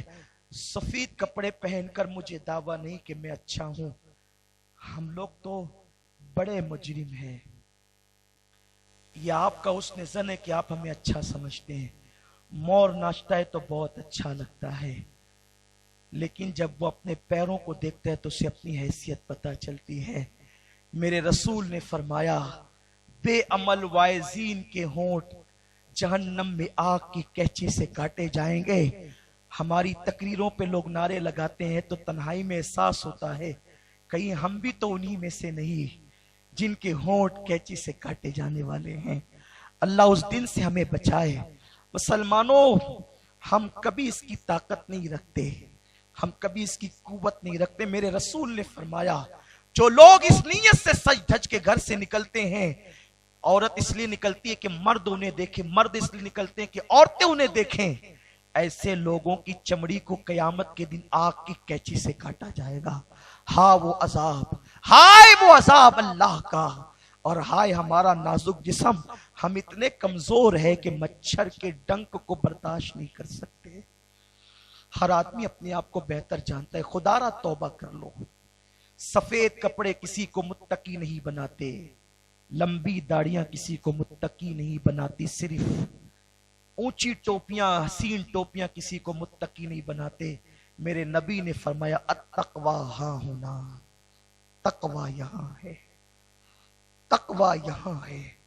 चकर मकर आंखें अय्याशियों की तरफ अपना वजूद चादरें ओढ़कर मोबाइल के अंदर जिना के मनाजिर, इस कदर सख्त और उलझा हुआ गुत्थम गुत्थियों वाला हम लॉक नंबर रखते हैं मोबाइल में कि अपनी बीवी भी ना देख सके। आखिर मोबाइल का लॉक इस कदर मजबूत क्यों है कि बीवी भी ना देख सके? इसलिए कि हम जानते हैं कि हमारे मोबाइल में कितनी गंदगी भरी है। बीवी देख लेगी तो उसकी नजरों से गिर जाएंगे। ऐ मुसलमान, तुझे बीवी की नजरों से गिरने का खौफ है, जो खुदा उस लॉक से बेनियाज है। उसकी निगाहों से तू अपना लॉक छुपाएगा, उसकी निगाहों से तू अपना मोबाइल और उसकी गंदगी छुपाएगा। तुम सबसे अपनी गंदगी छुपा सकते हो, मेरे अल्लाह से नहीं। अगर तुम तहतुस्सरा की तह में जाकर, चादर ओढ़ कर नहीं, कंबल ओढ़ कर नहीं, तहतुस्सरा की तह में जाके जराइम करोगे तो भी वो देखेगा। पहाड़ों की बुलंदियों पे जाके करोगे तो भी वो देखेगा। खुदारा, आज मौका है, हम अल्लाह की बारगाह में सच्ची तौबा करें। जब तक जिंदगी है मौका है। आने वाला सेकंड तुम मरोगे या मैं मरूंगा कोई गारंटी नहीं। इसलिए लम्हात को कीमती जानो, सच्ची तौबा कर लो, आओ अल्लाह से सुलह कर लो, आओ रब की बारगाह से अपने रिश्ते को उस्तवार कर लो। हाँ वो बहुत करीम है। तुमने सबसे दोस्तियां करने का शौक किया, कभी मेरे अल्लाह से भी दोस्ती कर लो। सबसे दोस्ती करना बहुत मुश्किल है, मेरे अल्लाह से दोस्ती करना बहुत आसान है। हाँ मेरे भाई, वो 70 माओं से ज्यादा प्यार करता है। सबकी मोहब्बतों में बेवफाइयां हो सकती है, दिखावा हो सकता है। मैं तुमको अच्छे जुमले कह करके तुम्हारे साथ रियाकारी करूं, दिखावा करूं, तुमको मोहब्बत के जाल में फांसूं, लेकिन दिल कुछ और कह रहा हो। हाँ हाँ, एक ही मोहब्बत है जिसमें बहुत सच्चाई है, वो अल्लाह और बंदे की मोहब्बत है। वो अल्लाह और बंदे की मोहब्बत है, वो रसूल और उम्मती की मोहब्बत है। हाँ ये वो मोहब्बत है जिसमें कोई रिया नहीं, जिसमें कोई दुई नहीं, जिसमें कोई दिखावा नहीं। हाँ हाँ, ये वो मोहब्बत है। हमारी माँ हमसे जितना प्यार नहीं करती, उससे 70 दर्जा ज्यादा मेरा अल्लाह हमसे प्यार करता है। हाँ हाँ, जब तुम अपने बिस्तरों पे सोए रहते हो तो वो रात की आखिरी पहर में उसकी रहमत तुम्हारे दरवाजे दिल पे दस्तक देती है। मेरे बंदे, गुनाह करके सोता क्यों है? उठ उठ, मुझसे माफी मांग ले, वादा करता हूं तुझे माफ कर दूंगा, वादा करता हूं तुझे माफ कर दूंगा। हाय इंसान, तूने किसी की दौलत देखकर उससे दोस्ती की, लेकिन दौलत देने वाले खुदा से दोस्ती न की। तूने तोहफे दे देकर लोगों से रिश्ते बढ़ाए, लेकिन जिसने तेरे लिए सारे तोहफे पैदा किए, तूने उसकी तरफ कभी तवज्जो नहीं की। कितना करीम है वो, कितना करीम है वो, कितना प्यार करता है। तेरे दोस्त को तेरा एक गुनाह पता चल गया, उसने तेरे 4 दोस्तों को बताया। तेरे दोस्त को तेरा एक गुनाह पता चल गया, उसने तेरे 4 दोस्तों को बताया। वो तो तेरी पैदाइश से लेकर मौत तक के तेरे सारे पाप जानता है, लेकिन उसने कभी किसी को नहीं बताया। हाँ हाँ, अगर वो तेरे मेरे जराइम जाहिर कर देता تو نہ میں یہاں بیٹھنے قابل ہوتا نہ تو وہاں بیٹھنے قابل ہوتا. اتنی محبتوں کے باوجود, اور اس نے اپنے محبوب کو بھی ایسا ہی کریم بنایا. استاد زمن کہتے ہیں آج جو عیب کسی پر نہیں کھلنے دیتے, آج جو عیب کسی پر نہیں کھلنے دیتے, کب وہ چاہیں گے میری حشر میں رسوائی ہو. کتنا بھی گہرا دوست ہو, جب عیب پتہ چلتے ہیں تو کسی کے ساتھ وہ شیئر ضرور کرتا ہے, لیکن میرے اللہ نے کیسے چھپائے رکھے. مجھے تو ایک بات یاد آتی ہے, ذرا دل کے کانوں سے اگر آپ وقت تو سن لیں اور اس سے محبت کریں, اس سے بھی دوستی کر لیں. ذرا سب سے کیا ہے, سب کو یار بنایا ہے, ذرا اس سے بھی یاری کر لیں, اس سے بھی صلح کر لیں. بہت آسان ہے اس سے دوستی کرنا. وہاں نہ کوئی تحفہ دینا ہے, نہ وہاں کوئی چاپلوسی کرنا ہے. بس اگر تحفہ چاہیے, اگر کوئی تحفہ دینا ہی چاہتے ہو تو وہاں گڑ گڑا لو, 2 آنسوؤں کی قطرے پیش کر. وہ دوستو بنا لیتا ہے. اس سے ڈرنے لگ جاؤ, وہ دوستو بنا لیتا ہے. اس کے حبیب سے دوستی کر لو, وہ دوستو بنا لیتا ہے. اس کے ولیوں سے دوستی کر لو, وہ دوستو بنا لیتا ہے. آوارہ لوگوں سے بہت دوستی کی, ذرا اس سے بھی کر لیں. حضرت موسیٰ علیہ السلام کی قوم میں ایک بندہ 40 سال تک خدا کی نافرمانی کی. اتنی نافرمانی کی کبھی اللہ کا نام بھی نہ لیا. اللہ نے بارش روک دی. اچھا کبھی کبھی وہ کوئی نعمت روکتا بھی ہے تو محبت کے سبب, کہ میرا بندہ پلٹ آئے, محبت کے سبب بارش روک دی. 70,000 کا مجمع آیا. اللہ کے کلیم چلیے ذرا رب سے دعا کریں وہ بارش برسا دے. جناب موسیٰ نے قوم کو ساتھ لیا. 70,000 کا مجمع چلا, ہاتھ اٹھائے اللہ بارش برسا دے. ندا آئی موسیٰ, اس مجمع میں ایک بندہ, صرف ایک ایسا ہے جس سے میں بہت ناراض ہوں. بہت ناراضگی ہے. ناراضگی اس سبب سے کہ 40 سال سے اس نے کبھی میرا نام بھی نہیں لیا. حالانکہ بے نیاز ہے, وہ کبھی محتاج نہیں کوئی اس کا نام لے. پوری کائنات کا ذرہ ذرہ اس کا ذکر کر رہا ہے. وَإِن مِّن شَيْءٍ إِلَّا يُسَبِّحُ بِحَمْدِهِ, اس کائنات کی ہر شے اس کا ذکر کرتی ہے. یہ بجتے ہوئے چھپر, یہ زنجیروں کا آپس میں ٹکرانا, چوڑیوں کی کھنک, یہ سب اس کے ذکر کی آواز. اسی لیے تو میرے آقا نے فرمایا چپل پٹک کر نہ چلا کرو, کیونکہ جو چیز کی آواز آتی ہے اس کے ذکر کی آتی ہے. تو چپل نہ بجایا کرو, کیونکہ رسول کی غیرت عشق کو گوارا نہیں کہ چپل کی آواز سے جو آواز نکلے پھر وہ اس کے ذکر کی آواز بن جائے. یہ ایک الگ بات ہے. صوفیہ نے اس پر بہت کلام کیے, بہت گفتگو کی. پتریلی زمین پہ پیشاب نہ کرو, کیونکہ جب پتریلی زمین پہ پیشاب کرتے ہو تو اس سے بھی آواز نکلتی ہے. صوفیہ نے اس پر بہت کلام کیا ہے. میں اس کی طرف نہیں جاتا کہ کس کی آواز کیا ہے, لیکن ہر آواز اسی کا ذکر ہے, ہر آواز اس کا ذکر ہے. اللہ اکبر, وہ بے نیاز ہے. انسان کا ایک ایک بال اس کا ذکر کر رہا ہے. اگر بت پرستوں کو پتا چل جائے وہ جس کو پوج رہے ہیں وہ بھی کسی کی تسبیح کر رہے ہیں, وہ بھی کسی کی تسبیح کر رہے ہیں, اگر انہیں پتا چل جائے کہ ہم جس کو معبود مان رہے وہ بھی کسی کو معبود مانتے ہیں. اسی لیے تو جناب محبوب الہی نے لوگوں کو ہاتھ جوڑ کر کے کسی بت کے سامنے کھڑے ہوتے ہوئے دیکھا. امیر خسرو اور یہ دونوں خانقاہ کے اوپر تھے. ایک بات کہہ دی, ہر قوم ملت تیرا دین و قبلہ گاہ ہے.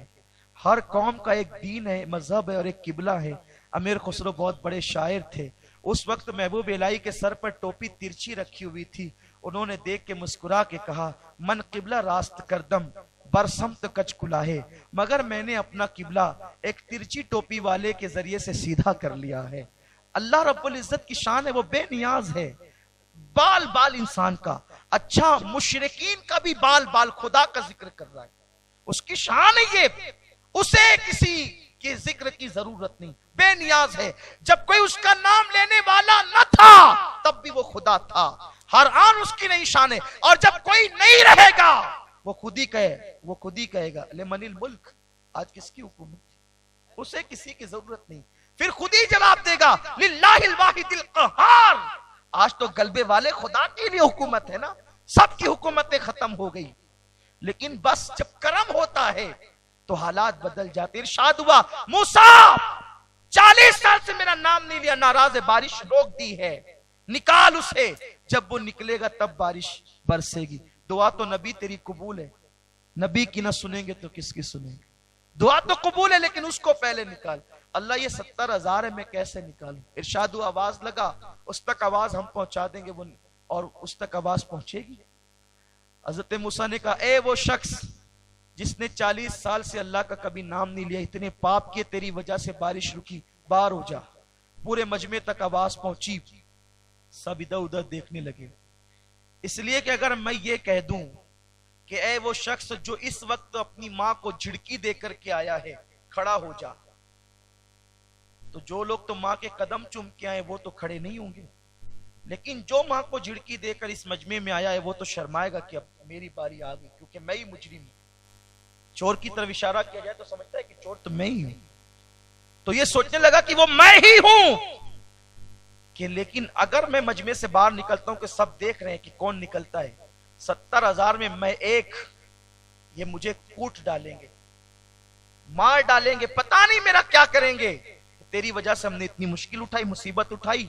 اس نے نکلا نہیں، اپنی چادر لی اور چہرے پہ ڈال لی اور چپ کے کہا قربان جائیں ہمارا خدا وہ ہے، اتنا قریب ہے کہ کہتا ہے ہوا معکم اینما کنتم، تم جہاں کہیں وہ تمہارے ساتھ ہے۔ کتنا ساتھ ہے؟ بازو میں، آگے پیچھے، اوپر نیچے۔ قربان ساری قربتوں کی حدیں ٹوٹ جاتی ہے، وہ آگے پیچھے، دائیں بائیں، اوپر نیچے سے، سمت و جہت، زمان و مکان سے پاک ہے، لیکن کہتا ہے اتنے قریب ہوں، نحن اقرب الیہ من حبل الورید، تیری شیرک سے زیادہ قریب۔ کتنا قریب ہے وہ ہم سے، کتنا قریب ہے۔ اس نے چہرے پہ چادر ڈالی اور عرض کیا اللہ میں جانتا ہوں کہ میں ہی وہ مجرم ہوں، 40 سال تک تیرا کبھی ذکر نہیں کیا، آج احساس ہوا تو ناراض ہے نا، مجھے معاف کر، میں معافی چاہتا ہوں مولا، اگر تو نے آج مجھے معاف کر کے اتنے بڑے مجمع میں میری عزت بچا لی، تجھ سے وعدہ کرتا ہوں آج کے بعد ایک قدم بھی تیری مرضی کے خلاف نہیں اٹھاؤں گا، نیک بن کر زندگی گزاروں گا۔ اور چونکہ اب عزت پر بنائی تھی، بہت دل کی گہرائیوں سے 2 جملے کہے، آنکھ سے آنسو نکلے اور گال پر آئے، ابھی گال سے نیچے بھی نہ آئے تھے، کالی کالی گھٹائیں چھا گئی اور جل تھل ہو گیا۔ جناب کلیم نے عرض کی مولا تو نے تو کہا تھا وہ نکلے گا تو برسے گا، وہ تو نکلا بھی نہیں مولا، برسا کیسے؟ رب کی رحمت نے مسکرایا اور یوں ارشاد آیا موسیٰ جس کی وجہ سے روک رکھا تھا اسی کے صدقے برسایا ہے۔ عرض کی مردود محبوب کیسے ہو گیا؟ مردود محبوب کیسے ہو گیا؟ ارشاد ہوا موسیٰ چپ کے سچی توبہ کر لی ہے اس لیے محبوب ہو گیا ہے۔ اب توجہ کریں، اب اس کی کرم نوازیاں دیکھیں، اب اس کا انعام دیکھیں، مجرموں سے اس کا پیار دیکھیں، اس کی محبتوں کا انداز دیکھیں، اس کی طرح کوئی نہیں، اس کے فعل کی طرح کسی کا فعل نہیں، اس کی محبتوں کی طرح کسی کی محبت نہیں، اس کی محبت کا انداز بھی جدا ہے۔ جناب کلیم سے کہا اسی کے صدقے برسایا ہے، تو جناب کلیم نے کہا مولا ذرا بتا دینا وہ ہے کون، مولا ذرا بتا دینا وہ ہے کون۔ پوچھنے والا خود عیب پوش ہے، پوچھنے والا ستار کا بندہ ستار ہے۔ کلیم عیب بدھیڑنے والے تو نہ تھے، کلیم عیب کو کھولنے والے تو نہ تھے۔ کلیم نے کہا مولا بتا دے کہ وہ ہے کون، میں بھی تو دیکھوں کہ جو توبہ کر کے محبوب بنا لیا گیا ہے۔ ندا آئی موسیٰ نہ بتائیں گے، اس لیے کہ جب باغی تھا تب عیب پہ پردے ڈالے تھے، اب تو توبہ کر کے وفادار ہو گیا ہے، اب اس کے عیب کیسے کھول دوں؟ یہ اس کی شان کریم۔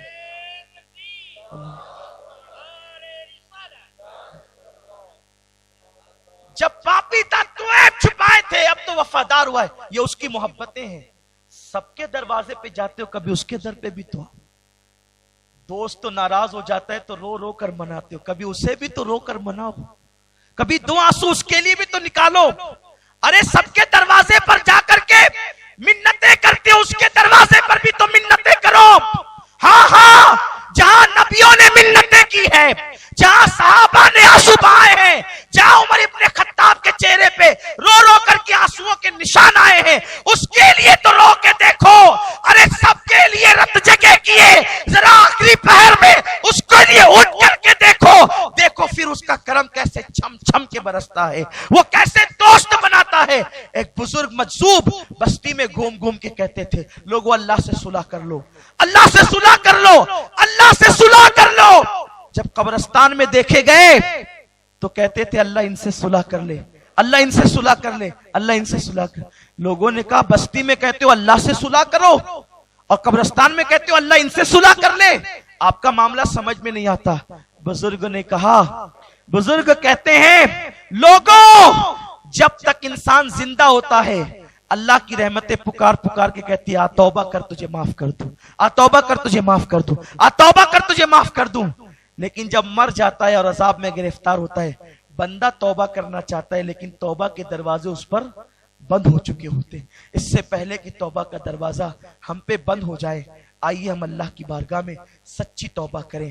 کل کی صبح اگر 1 جنوری ہے، اگر لوگوں کے نزدیک نیا سال یہی ہے، ہمارا تو یہ نیا سال نہیں ہے، ہمارا نیا سال تو محرم الحرام کی 1 تاریخ ہے۔ ہمارے ہاں بڑا تقدس ہے، ہمارا نیا سال قربانی سے شروع ہوتا ہے اور سال قربانی پہ ختم ہوتا ہے۔ جانوں کی قربانی سے سال شروع ہوتا ہے اور مال کی قربانی پہ سال ختم ہوتا ہے۔ ابتدا قربانی ہے، انتہا قربانی ہے۔ لیکن اگر دنیاوی اعتبار سے لوگوں نے اس کو نیا سال کر ہی دیا، نیو ایئر یہ ہے، نیا سال یہ، تو اگر کل جنوری کی 1 صبح ہوگی تو پھر وہ صبح ہماری نئی صبح ہوگی، ہماری زندگی کا نئے انداز سے آغاز ہوگا۔ کل ہم ایسے ہوں گے کہ ہمارے ہیڈ فون سے ہم گانے نہیں بلکہ نعت مصطفیٰ سنیں گے، تلاوت قرآن سنیں گے۔ آج تک حجام نے ہمارے چہروں سے داڑیاں منڈائی ہے، کل کی صبح کے بعد کوئی حجام ہمارے چہرے سے داڑھی نہ منڈائے گا۔ ہم نے اگر عورتوں پہ بد نظری کی ہے، آج ہم سچی توبہ کریں گے، اپنے اللہ کو منائیں گے، توبہ کیجئے۔ بس پیغام یہی دینا ہے، کیسے کیسوں نے توبہ کی، کیسے عظیم بن گئے۔ بس توبہ توبہ کی طرح ہونی چاہیے، نمائش کی طرح نہیں۔ سچی توبہ یہ ہے جیسے بکری کے تھن سے نکلا ہوا دودھ اسی سوراخ سے دوبارہ بکری کے تھن میں نہیں جاتا، ایسے ہی توبہ کرنے والا جب گناہ سے نکلتا ہے تو دوبارہ وہ گناہ کی طرف نہیں جاتا۔ اور یہ نہ سمجھنا کہ ہم گناہ سے توبہ کر لیں گے تو بچیں گے کیسے۔ ہم کون ہوتے ہیں بچنے والے اور بچانے والے؟ اپنا کام تو صرف سچی نیت کرنا ہے، بس ارادہ کرنا اپنا کام ہے، بچا لینا اس کے ذمہ کرم پر ہے۔ ایک بات بتاؤں، اتنا کریم ہے جیسے ماں باپ ننھے سے بچے کو جب چلنا نہیں آتا تو چلانے کے لیے چھوڑتے ہیں، لیکن چھوڑ کر کے سو نہیں جاتے ہیں، چھوڑ کر کے بھاگ نہیں جاتے ہیں۔ ماں ادھر بیٹھی ہے، باپ ادھر بیٹھا ہے اور بچے کو چھوڑا، بچے نے قدم چلا اور جیسے ہی ڈگمگایا ماں فوراً سہارا دیتی ہے، آگوش میں اٹھا لیتی ہے۔ بلا تمثیل جب بندہ اللہ کی راہ کی طرف چلتا ہے اور چلنے کا سچا ارادہ کرتا ہے، جیسے گناہ کے لیے قدم ڈگمگاتا ہے، میرے اللہ کی رحمت اسے اپنی آگوش میں سہارا دیتی۔ والذین جاہدوا فینا لنہدینہم سبلنا، جو ہماری راہ میں کوشش کرتے ہیں ہم اس کے لیے راستہ نہیں بلکہ راستے پیدا کر دیتے ہیں۔ وہ خود پیدا کرتا ہے راستے۔ آئیے ففروا الی اللہ، کہاں جا رہے ہو؟ پلٹو اللہ کی طرف، دوڑو اللہ کی طرف، آؤ اس طرف کامیابی ہے، کامرانی ہے، آرائش ہے، زیبائش ہے، ساری چیزیں ہیں۔ اللہ مجھے آپ سب کو توفیق دے، اور امید کرتا ہوں کہ آئندہ سال سے ہمارے جو بھی دوست احباب اور بھائی جو بھی جاتے ہیں 31 نائٹ منانے کے لیے، انشاءاللہ ہم ان کو روکنے کی کوشش کریں گے کہ وہ نہیں جائیں گے اور ہم دین کے دائی بن کر دین متین کی خدمت کریں گے۔ الحمدللہ شہر ناسک جو گلشن آباد ہے، اللہ اس گلشن کو، نبی کے گلشن کو، صادق شاہ علیہ رحمہ کے گلشن کو ہمیشہ شاد و آباد رکھے۔ اس سرزمین پر ہر سال سنی دعوت اسلامی کا سالانہ سنی اجتماع وادی صادق گولف کلب عیدگاہ میدان میں ہوتا ہے۔ ان سال بھی انشاءاللہ 27 اور 28 فروری کو انشاءاللہ ناسک میں اجتماع ہے۔ اس اجتماع سے خصوصی خطاب کرنے کے لیے حضور مفکر اسلام علامہ قمر زمان خان صاحب قبلہ اعظمی تشریف لا رہے ہیں۔ حضور قبلہ قائد محترم حضرت علامہ حافظ و قاری محمد شاکر نوری صاحب، حضرت قاری بلبل باغ مدینہ رضوان قاری محمد رضوان خان صاحب اور بھی علماء سادات مشائخ ہوں گے. آپ سے گزارش ہے اجتماع کی تیاری ابھی سے شروع کر دیں اور اجتماع کی تشہیر کریں. اور آپ سے یہ بھی گزارش ہے کہ امید کرتا ہوں کہ ابھی دعا کے بعد انشاءاللہ ہمارے استاد محترم دعا فرمائیں گے. آپ سب سچے دل سے انشاءاللہ تبارک و تعالی توبہ کریں گے اور اپنی زندگی کو ایک نئے نہج پر ایک نئے انداز سے لے کر چلیں گے. کریں گے نا انشاءاللہ؟ امید کرتا ہوں حضور کی محبت میں چہروں پہ داڑیاں آئے گی نا انشاءاللہ، گانوں سے کنارہ کشی ہوگی نا انشاءاللہ، تلاوت قرآن کی عادت ہوگی نا انشاءاللہ. اللہ ہمیں توفیق دے. دوران گفتگو کوئی رسالت کے پروانوں ہر سنیچر کو بعد نماز عشاء سنی دعوت اسلامی کے عالمی مرکز اسماعیل حبیب مسجد میں سنی اجتماع ہوتا ہے. آپ حضرات پابندی کے ساتھ اس میں شرکت فرمائیں. سنی دعوت اسلامی کی website sunni dawat islami.net پر وزٹ کریں اور بہت ساری دینی معلومات حاصل کریں.